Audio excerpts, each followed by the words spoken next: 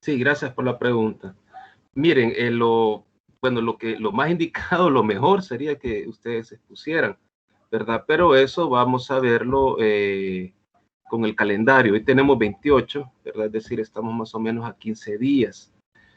Considerando que son 4 grupos, nada más, son pocos grupos, es muy posible, ¿verdad? Que logremos, quizá en la última semana, que ustedes logren exponer, ¿verdad? Pero eso yo voy a colocar la rúbrica, ¿verdad? O no sé si revisaron la rúbrica, ahí también hay algunas cositas que habla, ¿verdad? Pero yo les voy a avisar, ¿verdad? Eso va a depender de cómo ustedes estén avanzando en su trabajo. Por eso les pregunto si tienen alguna dificultad, porque si fuese así, en el sentido de que son textos nuevos, son un nuevo autor, el contenido es un poco denso, no es que sea muy difícil, pero sí hay un nivel de dificultad, ¿verdad? Por ejemplo, cuando habla desde la parte más que todo de sociología, porque la propuesta de Adorno va dirigida a una sociología, ¿verdad? De la música, o también cuando se habla desde el aspecto netamente filosófico, que ahí pues lo que ustedes tienen que hacer es irse a otros textos. Por eso yo estoy presentándoles o les he indicado, ¿verdad? Que revisen la obra de Ortega y Gasset, por ejemplo, porque con eso pueden complementar, ¿verdad? La idea de Adorno. Entonces, en ese sentido, es muy posible que sean las exposiciones, ¿verdad? Ya en la última semana, pero todavía no lo he decidido. Repito, ¿verdad? Eso va a estar eh, dependiendo, ¿verdad? De los avances que ustedes tengan. En este momento, pues creo que todo va bien. Bueno, entonces vamos a comenzar la clase. No sé qué le habrá pasado a los demás compañeros, me imagino que algún inconveniente técnico, eso también, ¿verdad? Quiero disculparme por el día lunes, porque no pude conectarme. Bueno, en primer lugar, traté de ingresar al campus, no sé si ustedes tuvieron ese problema, al campus virtual y me sacaba, ¿verdad? Al parecer, pues era algo, estaban como en mantenimiento, porque yo me puse en comunicación con el jefe del departamento de filosofía, ¿verdad? Y preguntándole qué es lo que, si él sabía algo. Y él me dice que en efecto, él también había tenido problemas, entonces desde ahí comenzó, después se fue la energía eléctrica y bueno, no pudimos reunirnos, pero el día de hoy sí quiero que avancemos, ¿verdad? Lástima que solo están ustedes dos, ¿verdad? Para que puedan bueno, a mí me hubiese gustado que la mayoría de los compañeros estuvieran reunidos, estuvieran conectando para que puedan hacer sus preguntas, comentarios durante el desarrollo de la clase. ¿Verdad? Y también para que ellos puedan ir comprendiendo de mejor forma los contenidos que en esta tercera unidad se van a revisar. Y también, como les decía al inicio, lo que se pretende con este texto de Fubini, ¿verdad? Con la revisión del texto de Ortega y Gasset, es que les sirva de complemento a ustedes para que puedan ir comprendiendo de mejor forma cómo se está configurando ya un pensamiento netamente musical, porque como lo habíamos dicho, ¿verdad? Habíamos quedado también en la segunda unidad, pues íbamos a entrar en Renacimiento. En el Renacimiento vamos a hablar unas cositas así muy generales que nos dice Fubini, para luego pues entrar en esta nueva racionalidad con respecto a la música. Entonces eso es lo que quiero que el día de hoy hagamos la reflexión, ¿verdad? Que estemos atentos en esta parte del texto de Fubini, esto es donde nos habíamos quedado, ¿verdad? En la parte del Renacimiento, pero sí es necesario recordar algunas cosas. Que Fubini pues lo denomina como esta nueva racionalidad musical, que él pues habla ahí pues dentro de esta nueva racionalidad, pues lo que tiene que ver con el melodrama, por ejemplo, está ahí siempre en aquella eh, como disputa, bueno, es que eso es, en la disputa entre los pensadores o los músicos o los filósofos que caen dentro de dos movimientos, ¿verdad? Que es la parte que viene de toda la herencia de Grecia, de los pitagóricos, por eso yo les advertí que estuviéramos alerta con los pitagóricos, no sé si recuerdan, en la primera unidad, porque esa disputa va a continuar. Y esa disputa es ya en este momento, ¿verdad? Más que todo con algunos teóricos, ya los vamos a mencionar más en detalle, pero así de forma general quiero que entendamos cuál es la problemática que se está suscitando, ¿verdad? A partir desde el Renacimiento, pero el Renacimiento lo vamos a tomar como aquel momento histórico en donde se empieza a hacer una nueva reformulación, ¿verdad? En consideración a las artes, en consideración a la ciencia, en consideración a la filosofía, pero reconociendo también que se venía de un momento histórico que pues era muy dogmático. No es por gusto, ¿verdad? Que algunos historiadores o en algunos textos se le denomine como el oscurantismo, ¿verdad? Haciendo alusión a que fue una época muy oscura en relación al desarrollo de las artes, al desarrollo de la ciencia, ¿verdad? Etcétera. Esto sí, siempre considerando que en esta época del medioevo, o el oscurantismo, o época medieval, ¿verdad? Son sinónimos para referirse a esa época, hubo mucho dogmatismo. Y eso fue una de las cosas que en el Renacimiento, pues estos artistas, estos filósofos, estos pensadores hacen su propuesta para alejarse de ese dogmatismo, y por eso la palabra, el renacer, la renacencia, el renacimiento de todos aquellos valores del arte clásico, del arte griego, que se vuelven a traer, pero ya con una idea algo más dirigida hacia el progreso, hacia la nueva ciencia, como el caso así muy puntual de esos personajes, ¿verdad? Muy alusivos de la época. Tenemos ahí al pintor Leonardo da Vinci. Creo que todos hemos pues estudiado, visto algo, algún documental, ahora que están pues muy a la facilidad con YouTube o con el mismo televisión, ¿verdad? Los mismos canales. A veces pasan documentales en el canal de la universidad. Lástima, bueno, por lo menos en el sistema de cable que tenemos aquí en la casa, lástima que ya no se puede, no lo podemos sintonizar, sale ahí algo como que está fuera de servicio. Lástima porque ahí en el canal de la universidad daban muy buenos reportajes de todo tipo, culturales, reportajes, incluso las presentaciones de alguno de la orquesta de cámara, por ejemplo, de la universidad, ¿verdad? Ya se hacían presentaciones, grupos de teatro, bueno, en fin, ¿verdad? Un canal pues netamente cultural que pues esperemos se restablezca la señal. Espero que solo sea aquí en este sistema de cable que se ha perdido, porque sí es muy buen canal. Bueno, regresando a los contenidos, pues en este momento histórico, el Renacimiento, y está el caso de Leonardo da Vinci, como aquella figura que es multifacético, porque es un artista, ¿verdad? Aparte de ser un artista, es inventor. También esa condición lo hace que él experimente desde la perspectiva, por ejemplo, ya más dedicado a su arte, al arte de la pintura, de la escultura, del, de la pintura al fresco, donde ya se empieza a hacer estudios de anatomía, estudios que tienen que ver con la perspectiva, etcétera, el uso de los colores, de los pigmentos. ¿Qué quiero decir con esto? Que en esta época histórica, el Renacimiento, pues resurge todo un pensamiento nuevo, ¿verdad? En relación a lo que había pasado, ¿verdad? En el medioevo, que fue una época donde se detuvo mucho conocimiento, por lo que ya les había explicado, ¿verdad? Incluso desde el punto de vista de Fubini, pues se logra apreciar eso, ¿verdad? Cómo existe un cierto dogmatismo por esa moral religiosa, ¿verdad? Que se dio en ese momento histórico. Y ese es un cambio también que hay que entenderlo de esa forma, como una evolución de parte de un nuevo pensamiento, una nueva forma de entender la realidad de estos nuevos pensadores. Bien, entonces, ¿qué sucede?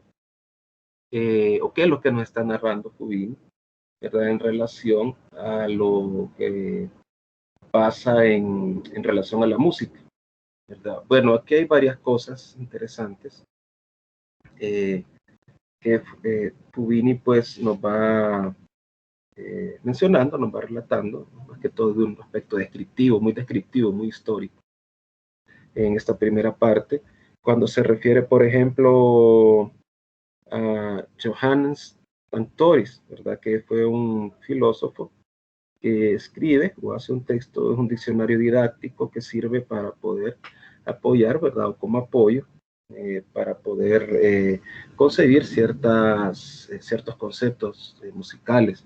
Y aquí pues sale el concepto de armonía y siempre pues lo concibe como una dimensión, ¿verdad? Y de un ordenamiento, pero ya aquí hay un cambio, porque ya el ordenamiento ya es subjetivo, dirigido a la placidez, a lo que es aquel efecto placentero que tienen los sonidos.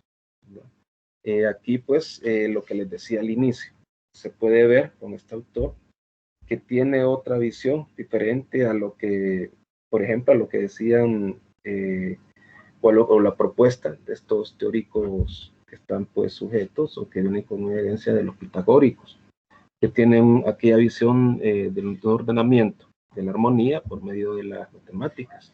Ya aquí pues cambia porque ya se está más dirigido a lo placentero, aquel momento hedonista, ¿verdad? No tanto un reconocimiento así de escalas musicales elevadas a la perfección, todo esto, sino la parte subjetiva, lo que agrada al músico como a la persona que está escuchando, es decir, al público para el cual se está realizando una obra, pero se escribe una melodía musical. Entonces, esto es importante decirlo, porque ya estos primeros teóricos, ¿verdad? Tratan precisamente de hacer una separación. Si recordamos, por ejemplo, comparándolo con el medioevo, que fue un aspecto estético así en relación a la armonía, muy al estilo de Pitágoras, el estilo de los griegos clásicos, que aquí pues cambia un poco. ¿Verdad? Y también otra cosa en el Renacimiento, se reconoce como un momento donde surge un nuevo pensamiento humanista, ¿verdad? Por eso se habla de los primeros teóricos humanistas. Ahí también tenemos a Enricus Clarienus. ¿Verdad? Él pretendió vincular la teoría musical medieval con la práctica musical, ¿verdad? Que había empezado a abrir una brecha con la tradición pitagórica. Entonces aquí también se puede ver que estos teóricos tratan de separarse, de hacer ese reconocimiento más que todo hacia lo que tiene que ver con el aspecto lo placentero, ¿verdad? Que más adelante, eso ya en la modernidad, por ejemplo, Emmanuel Kant, ¿verdad? Que es un filósofo de la modernidad, que se enmarca dentro del idealismo alemán, filósofo alemán, él va a hablar de estas formas placenteras, ¿verdad? Y por eso él va a identificar o va a buscar, ¿verdad? Esa idea de belleza, de lo que es el genio. Aquí viene esa idea del genio musical, el genio pictórico, el genio artístico, desde esta postura que se logra, ¿verdad? En un primer momento. En la filosofía kantiana, la filosofía de Kant, establecer una generalidad, ¿no? Siempre con el sentido de poder estudiar de mejor forma lo que acontece con la estética. Entonces, Kant establece esa generalidad, esa particularidad que todos los seres humanos tenemos, que es el genio, ¿verdad? Que unos lo tienen más desarrollado, otros menos desarrollado, según la propuesta de Kant, pero que sí, pues esto puede servir para poder hacer un análisis más exhaustivo sobre ciertas formas musicales, ciertas formas pictóricas, ¿verdad? Que han cambiado la historia de las artes, la historia de la música. Entonces, esto también tiene que ver con otro aspecto. Voy a cambiar aquí la diapositiva. Con algunas categorías de importancia. Solo disculpen, aquí se me olvidaba lo de la imagen, si eso les voy a explicar. ¿Por qué la imagen? Porque ya comienza también de forma bien precisa, ¿verdad? Se comienza con el nacimiento del melograma, ¿verdad? Es decir, aquellas nuevas formas de revivir el teatro griego, de exigir, y muchas veces pues, con una exigencia de un reconocimiento de aquellos elementos de la contrarreforma cristiana, porque esto también hay que entender que fue toda una evolución histórica, ¿verdad? Cuando existe esta separación, de cierta manera, de la iglesia, de la iglesia que está en el Vaticano y pues con los que son los luteranos. Ya el nacimiento del melodrama pues trata de asumir, ¿verdad? Precisamente exigencia, la de la contrarreforma cristiana, es decir, ya se hace una interpretación, una hermenéutica diferente de las Santas Escrituras, quizá con más libertad, eh, con un sentido diferente, donde el lenguaje musical, ¿verdad?, tiene como modelo el lenguaje verbal. Y esto también es importante porque ya el lenguaje musical se adapta, por decirlo de otra forma, se somete a lo que es el lenguaje verbal. Creo que esto lo hemos platicado en la segunda unidad, cuando mirábamos en la primera unidad, perdón, cuando mirábamos esa vinculación que tenía la música o en cierto momento histórico, ¿verdad?, con la poesía o con las artes literarias. Precisamente aquí este es un ejemplo, porque ya este melodrama, esta forma de expresión, precisamente trae ese modelo, ¿verdad?, ese lenguaje verbal, ¿verdad?, desde el cual se ha sometido en cierta forma el lenguaje musical. Entonces eso también es importante mencionarlo. Por eso la imagen, ¿verdad?, una alusión, ¿verdad?, al melodrama, como esas escenas de teatro, ¿verdad?, que desde luego están musicalizadas. Ese es el punto. Bien, entonces categorías de importancia.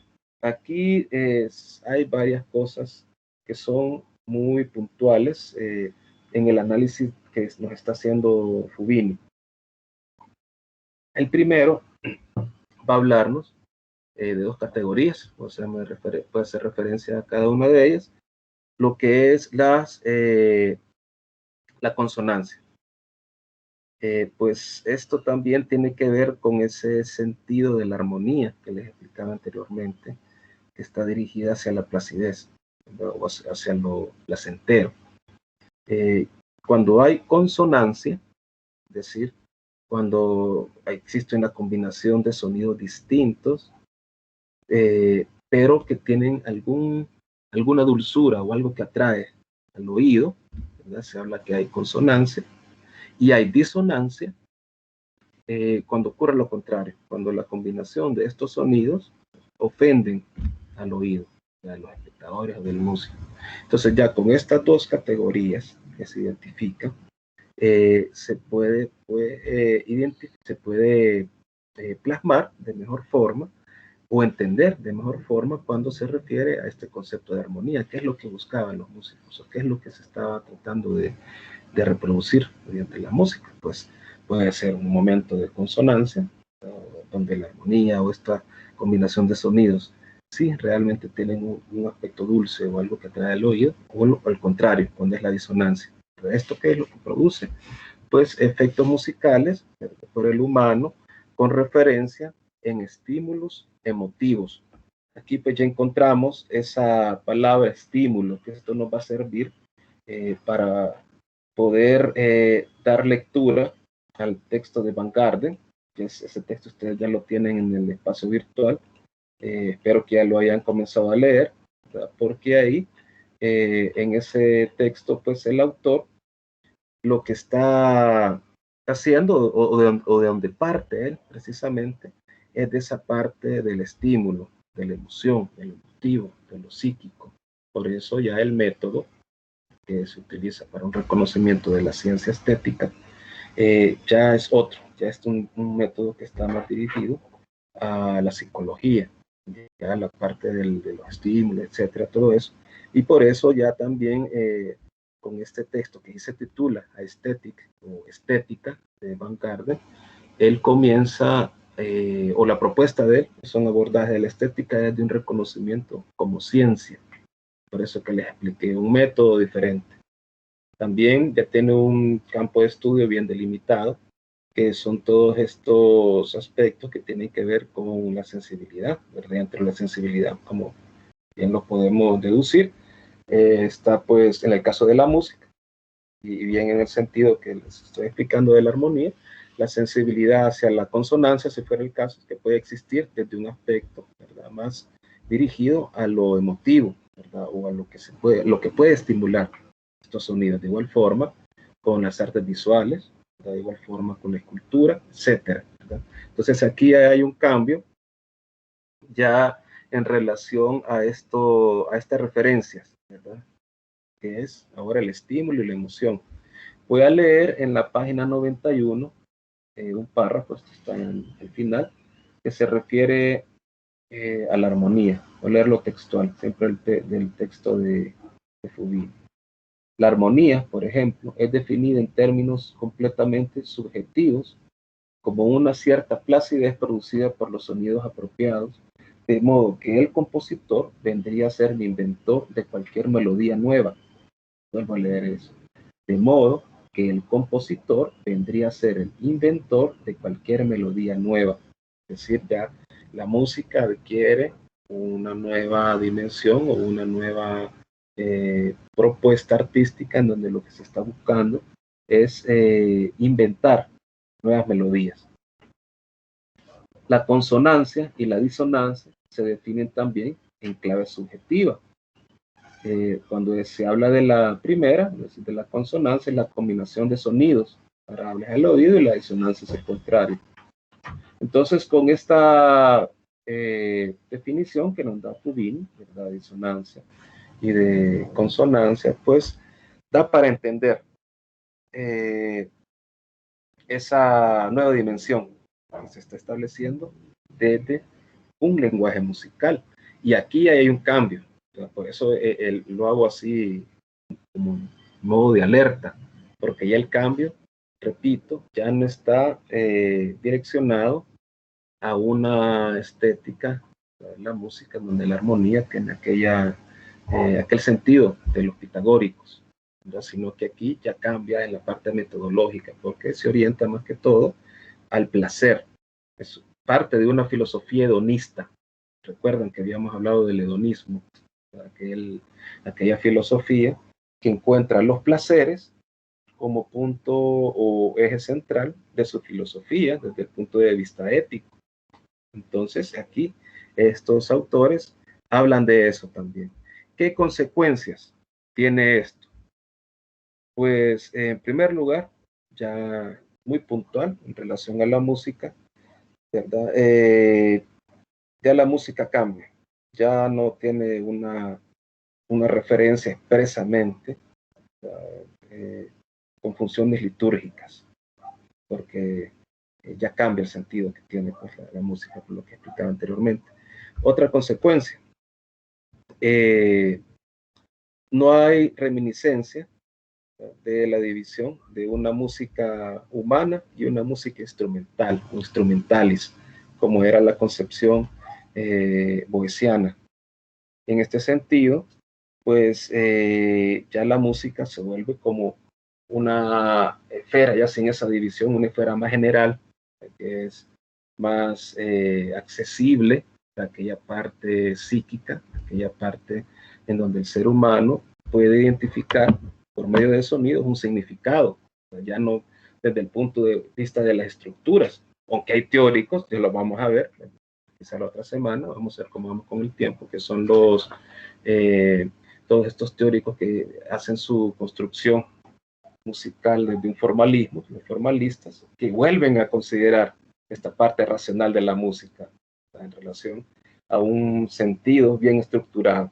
Bueno, pero eso lo vamos a ver más adelantito. Lo que quiero que vayamos entendiendo también, creo que eso los había dicho, que hay cosas que no cambian en la historia del pensamiento musical, y por eso, bueno, yo creo que también una de las cosas, de las propuestas que Fubini, ¿verdad?, logra abstraer muy bien al considerar que no es necesario, pues, hablar solo de una estética musical o de un sentido de la estética de la música desde la modernidad, ¿verdad? Porque esta problemática se atrae, o se va, o se viene arrastrando desde la antigüedad.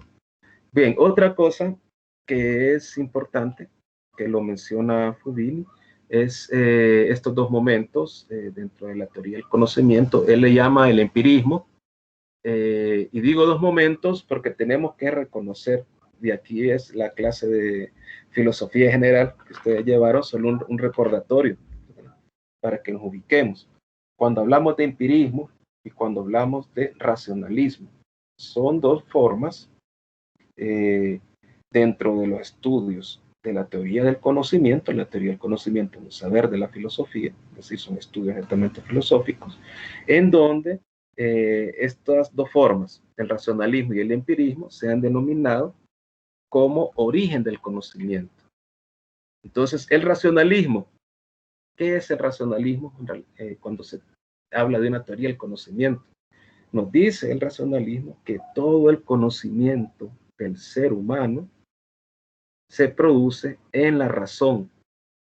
Y aquí, pues, o el pensamiento platónico es muy puntual, ya que Platón, Descartes también, identificaban las esencias y ellos, con las ideas, las esencias para ellos eran las ideas, y las ideas, adivinen a dónde estaban en la concepción de estos filósofos, pues en la razón. Eso es racionalismo, acuérdense eso. Ideas en la razón, de ahí parte todo el conocimiento. El empirismo, y aquí esta es la parte que Fubini lo recalca. El empirismo es otra, ¿verdad?, de las teorías del origen del conocimiento, que nos dice que el conocimiento del ser humano ya no está en la razón, sino que todo el conocimiento que el ser humano logra pues de la realidad, se establece por medio de los sentidos y la experiencia, o de la empiria, por eso viene el nombre, empirismo. Entonces, si se fijan bien, son dos posturas diferentes, el racionalismo y el empirismo. El empirismo, nos ubicamos ya en Fubini, ¿verdad? Solo era como un corte comercial en relación al racionalismo para que ustedes vayamos, para que entendamos de mejor forma. Cuando nos habla Fubini de un empirismo, está diciéndonos, ¿verdad?, de una postura musical que tiene que ver con ese aspecto dirigido, ¿verdad?, a la experiencia. Es decir, cómo podemos establecer un aspecto dirigido a la experiencia de la música. Pues precisamente con ese aspecto, ¿verdad?, de producir nuevos estímulos emotivos por medio de la música. Es decir, ya hay teóricos que están identificando estas formas de sensibilidad que puede tener la música, que pueden tener los sonidos para poder establecer o para poder producir, para poder escribir, ¿verdad?, nuevas melodías. Esto es muy particular de esta épica histórica, porque ya el placer auditivo ya está más ubicado dentro de la psicología. Como repito, eso ya lo vamos a ver con Van Gardner la próxima semana. Entonces aquí hay algo bien interesante, porque la finalidad, la de la música, está más dirigido más que todo por la búsqueda de ese placer, es decir, se convierte altamente el lenguaje musical o la expresión de la música con un sentido dirigido al hedonismo, a esta filosofía, ¿verdad?, que reconoce los placeres. Igual la música se identifica el sentido del oído como destinatario de la música y el placer como fin. Esto es muy importante, porque en la música, como lo veníamos platicando en la primera unidad, su aspecto material está en los sonidos. Entonces, como bien se sabe, la forma por medio que el ser humano puede experimentar la música desde un momento empírico, ¿verdad?, es precisamente por el oído. Entonces el oído, pues, se reconoce con ese sentido destinatario para poder lograr un fin, ¿verdad? Esta finalidad, o esta teleología musical, es precisamente reconocer el placer, el hedonismo. Por eso yo aquí coloqué la siguiente categoría, la última, que hace referencia a ese supuesto hedonista. Entonces aquí ya vamos reconociendo esas dos, de forma más clara, esas dos categorías, que es la parte psicológica, que es el placer por lo que se escucha, por los sonidos, el placer auditivo, y está la segunda, ¿verdad?, que es la que hemos estado pues platicando de cierta forma en lo que va de la clase, que es la racionalista naturalista, ¿verdad?, que ya nos habla de una teoría de la armonía, ¿verdad?, dentro de la música. Luego, pues, hay unos teóricos, también el caso de Sarlino, bueno, eso hablábamos en la unidad pasada, el caso de Sarlino, que es muy interesante, porque ya él está dentro de su teoría musical, ¿verdad?, que es de base racionalista, encuentra fundamentos de la misma, ¿verdad? Se fundamenta en la naturaleza de los sonidos, es decir, en todos aquellos aspectos, ¿verdad?, dentro que se pueden establecer dentro de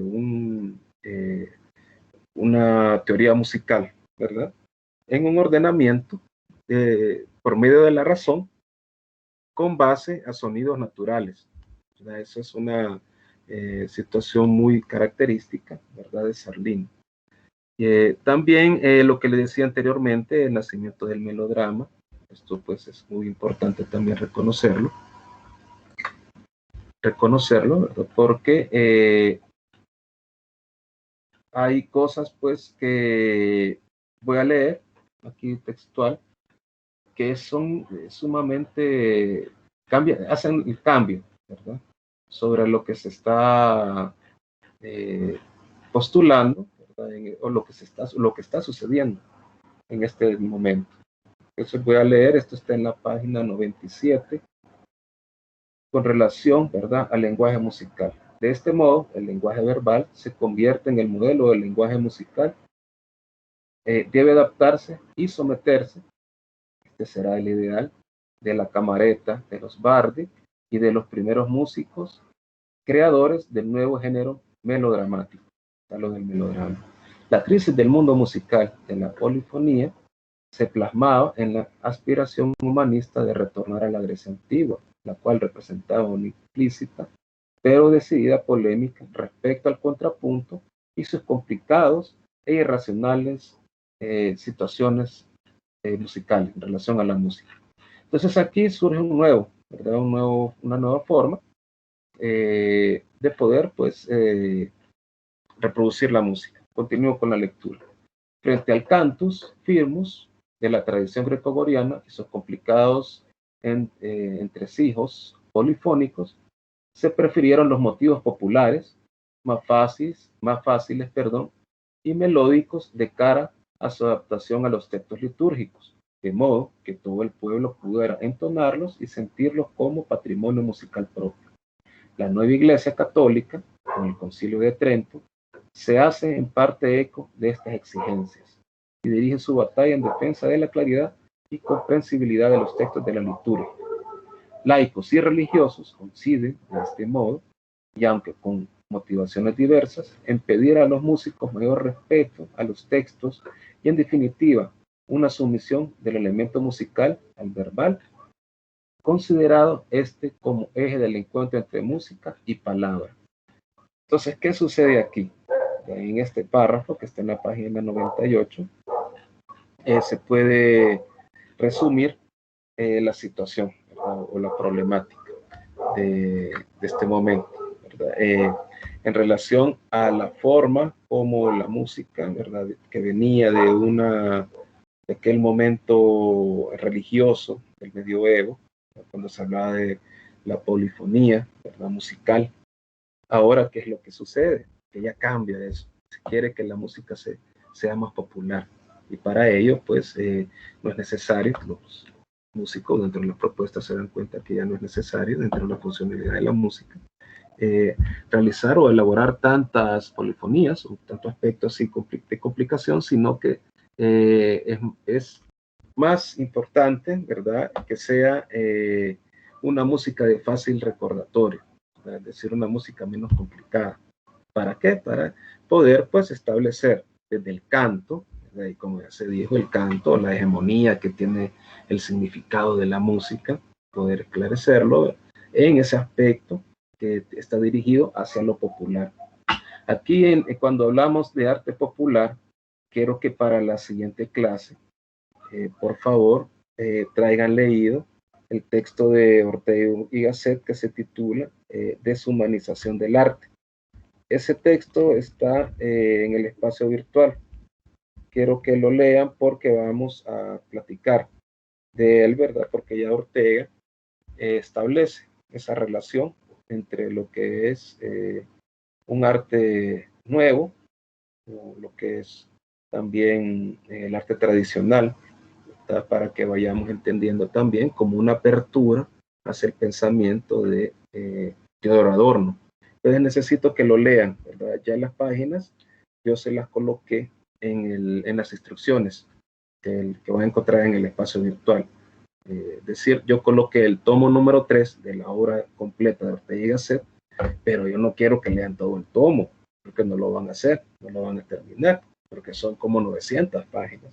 Pero sí me interesa que lean ese texto de la deshumanización del arte para el día lunes, que lo vayamos leyendo, lo vayamos revisando y vengan a preguntar, hacer sus consultas, hacer relaciones sobre lo que nos dice Ortega y poder ir entendiendo. Entonces, para el lunes, por favor, leerlo, ese texto. Repito, está en el espacio virtual. Bien, regresando a lo que nos dice, a esta problemática, ¿verdad?, que existe entre un racionalismo naturalista y un psicologismo. Podemos ver durante el texto de Fubini, pues varias teorías que se encuentran en esta parte. Por ejemplo, la teoría de los efectos, ¿verdad?, que es una teoría que surge en Alemania. Esto lo podemos encontrar en la página 106, en donde precisamente se habla, ¿verdad?, de esta teoría de los efectos, de esta teoría de las figuras también, donde se habla de grupo de notas, intervalos y acordes, ¿no?, donde ya se habla de algo más elaborado, ya algo más dirigido a la estructura de la música. Entonces, esto, si se fijan, también tiene más relación con ese racionalismo naturalista. Se habla un poquito del psicologismo, pero siempre tiene situaciones que tienen que ver con esta problemática. Entonces, aquí la discusiones, también algo que hay que reconocer, que la discusión de la música ya no solo se hace desde desde ambientes especializados, como en el pasado, sino, ¿verdad?, que ya con la figura de Johann Mattheson, por ejemplo, que él fue un compositor, crítico y teórico alemán, de Hamburgo, para ser más preciso, comienza a lanzar o a publicitar, por decirlo de algún modo, por medio de periódicos, problemas históricos y problemas estéticos en relación a la música. Entonces, esto ya da apertura para que las personas del pueblo, es decir, estos problemas de la estética de la música que eran casi ocultos, que eran casi religiosos, si nos vamos al extremo de los pitagóricos, ¿verdad? Ya en la modernidad, pues de ahí una reproducción y se vuelve popular.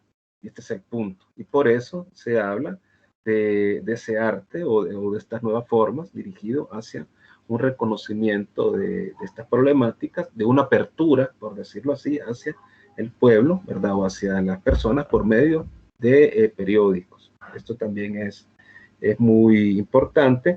Y una de esas problemáticas también que se colocan ahí en esos periódicos es el reconocimiento de que cada uno de los instrumentos, ¿verdad?, que están en una armonía, por ejemplo, en una sinfonía, tiene sus respectivos timbres. Esa era una discusión altamente estética, un problema estético en relación a la música, ¿verdad? Que ya pues podía escuchar a las personas hablando desde un léxico musical diferente. Ya pues se iba haciendo más, se iba socializando estas ideas con respecto a la música. Entonces aquí, igual forma, dentro de esas situaciones, está la polémica que existe, ¿verdad?, entre racionalismo y la parte sentimental, ¿verdad? Que esto también desde la figura de Bach, Johann Sebastian Bach, él pues, se puede reconocer. Entonces existe esa nueva conformación de un léxico musical que está pues dirigido precisamente en ese sentido, perdón. Quiero leerles esa parte cuando Fubini hace alusión a Bach. Esto está en la página 106. Bueno, comienzo. Página 108, perdón. Comienzo la lectura. La correspondencia entre figura y afecto ya no se confía a la intuición del músico, sino que se fija siguiendo una rígida retórica en el marco de una indudable conexión con la práctica melodramática y las fórmulas por las que se tendía a unir según modelos estereotipados frase musical y frase literaria. Hablábamos anteriormente, que explicaba siempre ese aspecto de estereotipo, estereotipar, ¿verdad? La música en este momento histórico desde una hegemonía de la parte literaria, de la frase literaria, en relación, ¿verdad?, a la frase musical. Bien, continúo con la lectura.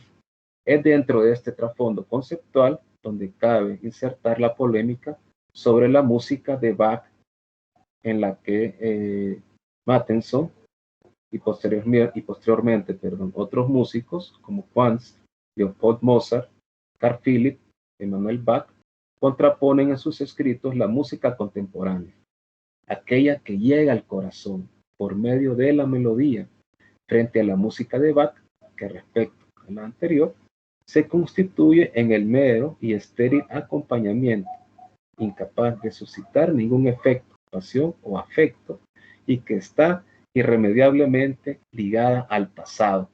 Imagínense, era una de las críticas, ¿verdad?, que se está haciendo desde esta teoría de los efectos en relación a la música de Bach. La teoría de los efectos se configura con frecuencia, por un lado, como un rígido aparato preceptista, pero por otro, y bajo la influencia del empirismo inglés y la estética del gusto, como el eje de la nueva concepción de la música como lenguaje de los sentimientos. Esto es importante, y lo que les mencionaba anteriormente, la influencia del empirismo inglés, que eso en cierta forma, pues a mi parecer, tuvo como consecuencia que la estética, la nueva ciencia estética propuesta por Van Garden, tuviera ese aspecto metodológico desde la psicología, un aspecto desde una psicología descriptiva. Y lo otro, también lo de la concepción, ¿verdad?, de una estética del gusto, que es lo que me refería anteriormente también, cuando les mencionaba a Immanuel Kant, ¿verdad?, que son esos estereotipos, por decirlo de cierta forma, que se establecen en este momento histórico para poder hacer un reconocimiento. En Inglaterra, continúo con la lectura.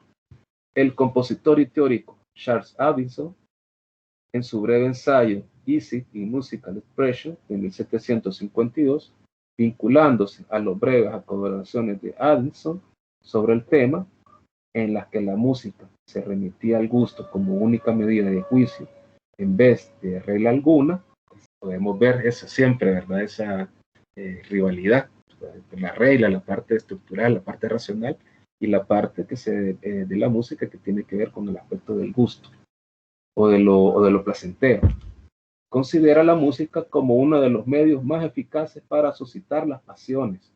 La música, afirma Addison, tanto con la imitación de distintos sonidos, con la adecuación y sujeción de la armonía y las leyes melódicas, como a través de otros modos de asociación, llevando ante nosotros objetos de nuestras pasiones, suscita de modo natural una gran variedad de pasiones en el corazón del hombre. ¿Escucharon bien la definición? Vuelvo a leer lo que dice la música, por medio de la propuesta de Addison. La música, tanto con la imitación de distintos sonidos, con la adecuada sujeción de la armonía y leyes melódicas, como a través de otros modos de asociación, llevando entre nosotros objetos de nuestras pasiones, suscita de modo natural una gran variedad de pasiones en el corazón del hombre. Addison, y pocos años más tarde el historiador y crítico de la música Charles Burney, nos traslada al interior de un clima filosófico y cultural muy distante de la versión tradicional de la teoría de los efectos, que tiende ahora a separarse de las premisas racionalistas sobre las cuales se fundaba, para dejar espacio a la libre voz de los sentimientos, a una expresión no constreñida por regla o imposición de razón alguna. Precisamente en estas décadas de la segunda mitad del siglo, se definirán de modo más claro los términos de una polémica que hasta entonces no se había manifestado de modo explícito entre una concepción racionalista y otra sentimental, a veces irracional, de la música, polémica, que se identificaba con las tendencias más avanzadas del pensamiento ilustrado.